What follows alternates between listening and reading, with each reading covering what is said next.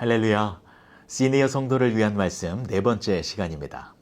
오늘은 출애굽기 3장 2절의 말씀을 중심으로 모세의 이야기를 통하여 노년기가 신앙의 황금기입니다 라는 제목으로 하나님의 말씀 나누고자 합니다.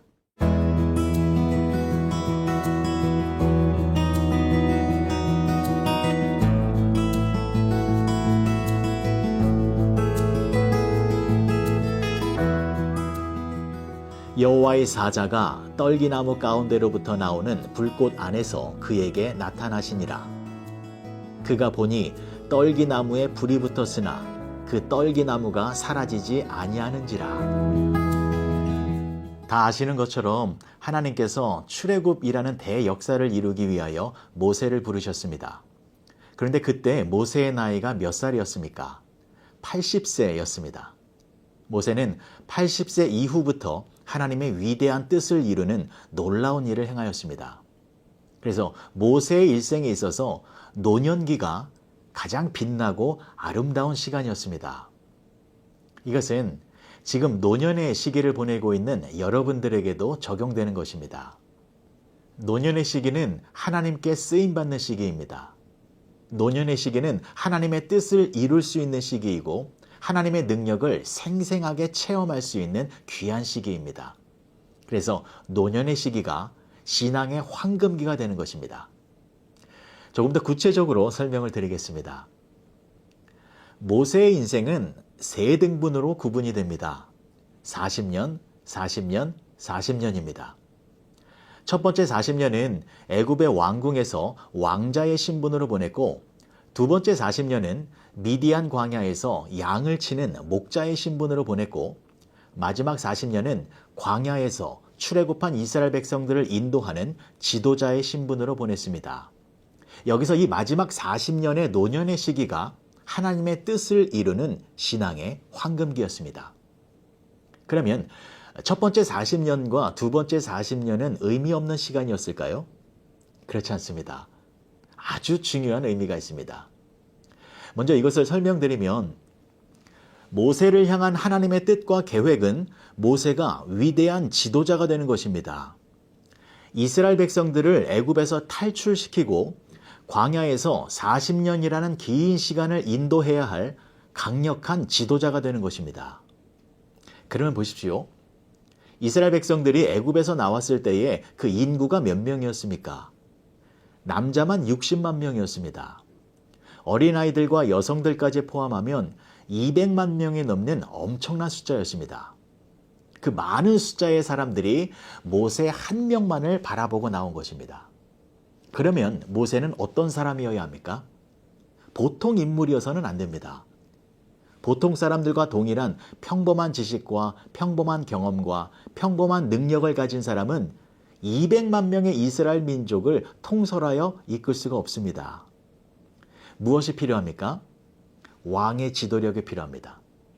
정치, 행정, 군사, 병법, 리더십, 이 모든 것을 갖추고 있어야 합니다. 그런데 그러한 것들을 그 당시에 어디서 배울 수 있었겠습니까? 그런 것들을 가르치는 대학교나 대학원이 없었던 시대였습니다. 어디서 배울 수 있습니까?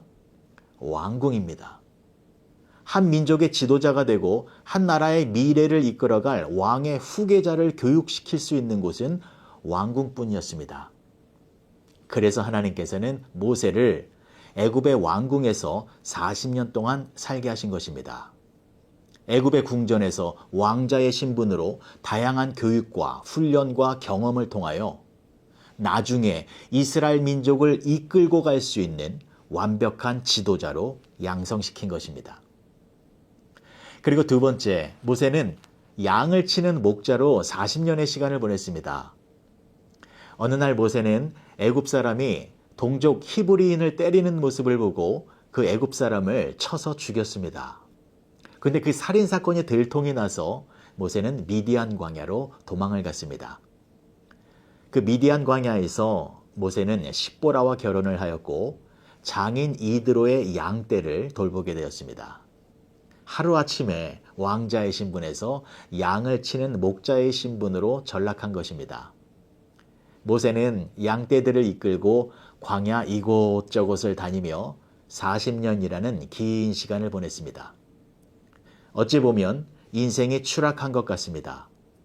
화려한 왕궁이 아니라 먼지만 가득한 광야에서 지내는 것은 의미 없는 시간으로 보일 수 있습니다. 그러나 이 시간도 굉장히 중요한 시간이었습니다. 여러분, 모세를 향한 하나님의 뜻과 계획이 무엇입니까? 출애굽한 이스라엘 백성들을 가나안 땅으로 들여보내기 위하여 광야에서 40년 동안 그들을 인도하는 것입니다.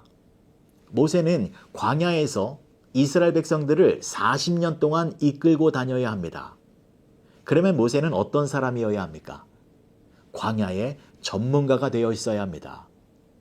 광야에서 어디로 가면 위험하고 어디로 가면 안전한지, 광야에서 위험한 식물과 동물과 곤충은 무엇이고 안전한 것은 무엇인지, 바람의 세기와 농도에 따라서 밤낮의 온도가 어떻게 변하는지를 정확하게 예측할 수 있어야 합니다. 그래서 하나님께서는 모세를 미디안 광야로 먼저 보내셔서 양을 치게 만든 것입니다. 모세는 장인 이드로의 양을 이끌고 40년 동안 광야 이곳저곳을 다녀보면서 나도 모르게 신압으로 광야의 전문가가 되어져서 이스라엘 백성들을 광야에서 안전하게 인도할 수 있었던 것이었습니다.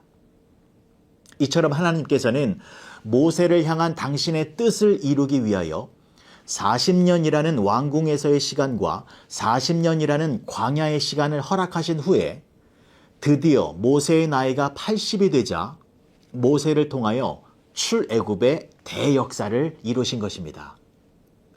그러나 모세는 몰랐을 것입니다. 젊은 시절에 내가 왜 애굽의 왕궁에서 호의호식하며 왕자의 교육을 받았었는지, 그리고 지난 40년 동안 왜 미디안 광야에서 고생하며 살았는지 모세는 몰랐을 것입니다. 그러나 그 모든 과거의 시간들은 노년의 시기에 하나님의 뜻을 이루기 위한 준비 작업이었습니다. 여러분들도 마찬가지입니다. 젊은 시절 미국에 이민 와서 애굽의 왕궁에서 지내는 것처럼 풍요로운 생활을 누려보았을 것입니다. 그것이 무슨 의미가 있는 것일까요? 그리고 생각지도 못한 어려운 문제가 생겨서 광야와 같은 답답한 상황 속에서 고생한 시간들도 있었을 것입니다. 그것은 또한 무슨 의미가 있는 것일까요? 하나님은 지난 과거의 시간 속에서 여러분들이 다양한 경험을 하도록 하셨고, 그 경험과 지혜들이 모아지고 밑거름이 되어 지금 노년의 시간에 하나님의 뜻을 이룰 수 있도록 여러분들의 인생을 만들어 가신 것입니다. 사랑하는 시니어 성도 여러분, 하나님은 여러분들을 통하여 지금 이루고자 하시는 놀라운 계획이 있으십니다. 모세가 80세 이후에 하나님의 뜻과 계획을 이루었던 것처럼 여러분들도 노년의 시기가 본격적으로 하나님의 뜻을 이루는 신앙의 황금기가 되는 것입니다. 그러면 노년의 시기에 하나님의 뜻을 이루기 위하여 여러분들은 어떤 모습으로 있어야 할까요? 오늘 본문의 말씀이 그것을 알려주고 있습니다. 출애굽기 3장 2절의 말씀입니다. 여호와의 사자가 떨기나무 가운데로부터 나오는 불꽃 안에서 그에게 나타나시니라. 그가 보니 떨기나무에 불이 붙었으나 그 떨기나무가 사라지지 아니하는지라. 떨기나무에 불이 붙었습니다. 그런데 그 떨기나무가 타지 않고 있는 것입니다. 이러한 장면을 왜 보여주셨을까요? 그것은 모세가 앞으로 이러한 모습으로 하나님의 뜻을 이루게 될 것이다 라는 것을 알려주기 위해서입니다. 그러니까 떨기나무는 그대로 있고 그 위에 하나님께서 불과 같이 임하셔서 하나님께서 당신의 뜻을 이루시겠다라는 것입니다. 그러면 모세가 해야 할 일은 무엇입니까? 그냥 있는 것입니다. 떨기나무처럼 하나님 안에서 그냥 서 있으면 되는 것입니다. 그런데 하나님 안에 서 있다라는 것은 그냥 가만히 있는 것이 아니라 하나님의 말씀에 순종하며 하나님만을 의지하는 모습으로 있는 것입니다. 과거 왕궁에서의 경험, 광야에서의 경험을 가지고 내 힘과 내 능력으로 뭔가를 해보려고 하는 것이 아니라 오직 하나님의 말씀에 순종하며 하나님 앞에 겸손하게 서 있을 때에 하나님께서 불과 같이 임하셔서 하나님께서 직접 당신의 뜻을 이루시겠다라는 것입니다. 여러분, 지금까지 모세는 어떤 모습으로 살아왔습니까?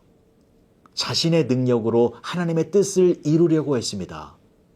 내 주먹으로 애굽 사람을 쳐 죽여서 내 힘으로 내 민족을 구원하려고 했습니다. 그러나 하나님의 뜻은 사람의 힘으로 이루어지는 것이 아닙니다. 하나님의 뜻은 하나님이 이루십니다.